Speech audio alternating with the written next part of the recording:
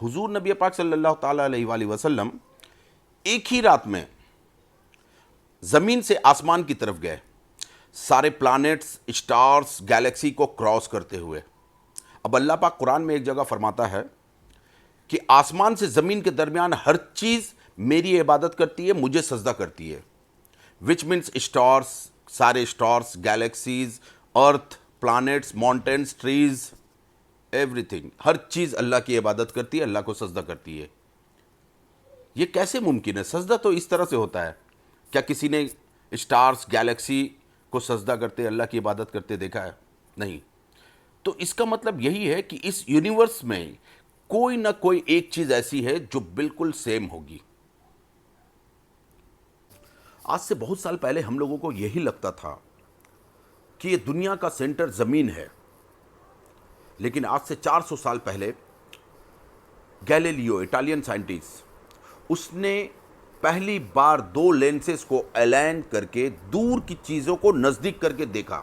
ये इंसानी तारीख में पहली बार हुआ जब उसने अपने लेंसेज को आसमान की तरफ सेट किया और सूरज और चांद को बहुत ही नज़दीक से क्लोजअप करके देखा।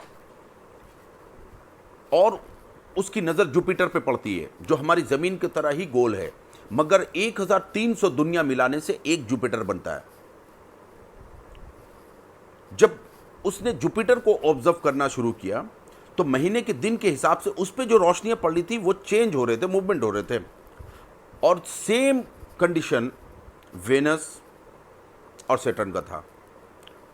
अब ये तभी मुमकिन है जब ये सारे जो है सूरज के चक्कर काट रहे हो। उसने दुनिया को पहली बार बताया कि हमारे यूनिवर्स का सेंटर ज़मीन नहीं है, बल्कि ज़मीन भी इस सूरज के इर्द गिर्द घूम रहा है। ये सुनते ही पूरे यूरोप में जो है बवाल मच गया। पोप का मानना था कि ये ज़मीन इस दुनिया का सेंटर है। सारे गिरजाघर उसके खिलाफ हो गए। सब ने उनको घरों में बंद कर देने का इरादा किया, लेकिन उसने अपने काम को कंटिन्यू जारी रखा। गैलीलियो के मरने के 350 साल बाद गिरजाघरों ने, बजाते पोप ने, पूरी दुनिया ने, सारे रिलीजन ने खुलकर दुनिया के सामने आ करके माफ़ी मांगी कि हम गलत थे, आप बिल्कुल सही हैं। और ये सूरज भी कोई बड़ा तोप नहीं है। सूरज भी गैलेक्सी, मिल्की गैलेक्सी वेव का एक पार्ट है, छोटा सा। सूरज जो है मिल्की गैलेक्सी का एक छोटा सा पार्ट है।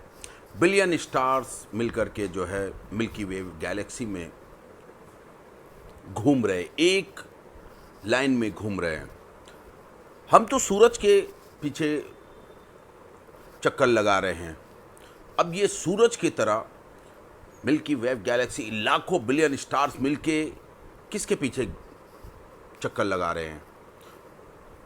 मैसिव ब्लैक होल, जो हमारी सूरज से 40 लाख गुना बड़ा है। उसने सूरज की तरह हमारे ज़मीन और सारे सैयारे को जिस तरह से घुमा रहा है, वो ब्लैक होल भी हमारे गैलेक्सी को पूरे घुरा रहा है। गैलेक्सी भी कोई बड़ी चीज़ नहीं है, बल्कि ये क्लस्टर का एक छोटा सा हिस्सा है। ऐसे लाखों गैलेक्सी मिला करके एक क्लस्टर का छोटा हिस्सा बनता है, और कई हज़ार क्लस्टर इस जो है कायनात में हैं। अब सारी चीज़ों को मिला करके एक चीज़ तो सेम है कि ये हर चीज़ एक दूसरे के साथ घूम रही है, उसका चक्कर काट रहा है। इन सब में एक चीज़ सेम है कि हर ऑब्जेक्ट एक दूसरे ऑब्जेक्ट के पीछे घूम रही है। जब हुजूर नबी पाक सल्लल्लाहु ताला अलैहि वसल्लम बैतुल मामूर पे भी गए तो वहाँ उन्होंने फरिश्ते को नमाज पढ़ते नहीं देखा, बल्कि किसी चीज़ के पीछे घूमते देखा है। अब अल्लाह तबारक ताला ने तो कुरान में फरमाया कि हर चीज़ मेरी इबादत करती है, तो ये घूमने से क्या ताल्लुक़ है?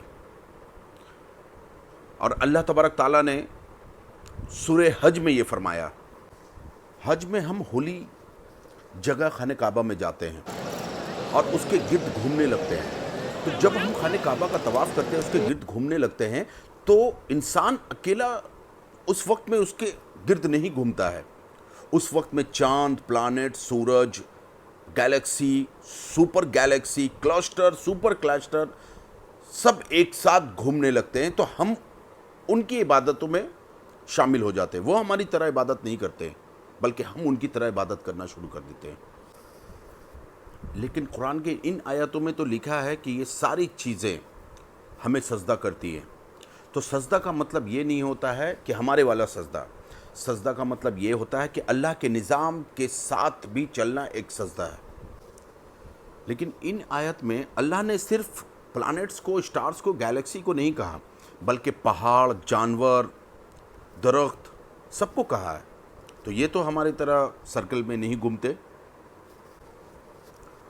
आज से हज़ारों साल पहले ग्रीस में एक कॉन्टेंट बनी कि ये कायनात की हर चीज़ एक छोटे से एटम से बनी है। इसके बाद 2000 साल तक लोग जो है उसको भूल गए। अभी 200 साल पहले इस पे रिसर्च हुआ। साइंसदानों ने जब रिसर्च किया तो पता चला कि एटम ही सिर्फ सबसे छोटी पार्टिकल नहीं है, इसके अंदर और भी है प्रोटॉन, न्यूट्रॉन, इलेक्ट्रॉन्स।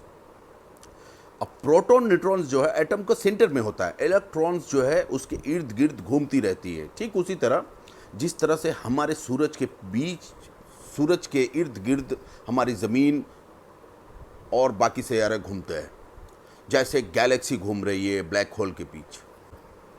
इस कायनात की हर चीज़ चाहते या ना चाहते हुए भी किसी न किसी चीज़ की तवाफ़ कर रही है। जब मुसलमान खाने काबा में हज के लिए जाता है तो वो इस दुनिया की सबसे छोटी ऑब्जेक्ट्स, एटम के अंदर जो इलेक्ट्रॉन है वो, या इस कायनात की सबसे बड़ी objects, galaxy, stars, black hole, इन या फिर बैतुल मामूर में फरिश्तों की तवाफ़, इन सब के इबादतों में एक साथ शामिल हो जाता है। इसलिए शायद जो है खाने काबा का हज तवाफ़ को सबसे अफजल और सबसे बड़ा इबादत माना जाता है। और जब अल्लाह पाक ने कुरान में फरमाया है ये सारी चीज़ें मेरी इबादत करती है, तो ये हमारी तरह सजदा नहीं करती, बल्कि हम मक्का में जाकर खाने काबा में तवाफ़ करके इनके इबादतों में शामिल हो जाते हैं। और पूरे आलम एक जैसी अल्लाह की इबादत करती है। और ये एक मुकर्रर वक्त है। ये वक्त जब तक है तब तक ये सारी कायनात, सारे सब कुछ अल्लाह की इबादत है। उसके बाद फिर जो है क़यामत आनी है, दुनिया ख़त्म।